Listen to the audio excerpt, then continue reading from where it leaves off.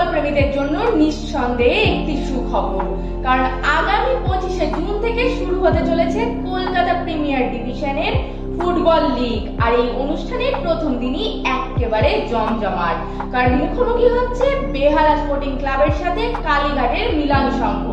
আর এই খেলাটি অনুষ্ঠিত হবে নৈহাটির বঙ্কিমাঞ্জলি স্টেডিয়ামে ঠিক সন্ধ্যে 7:15।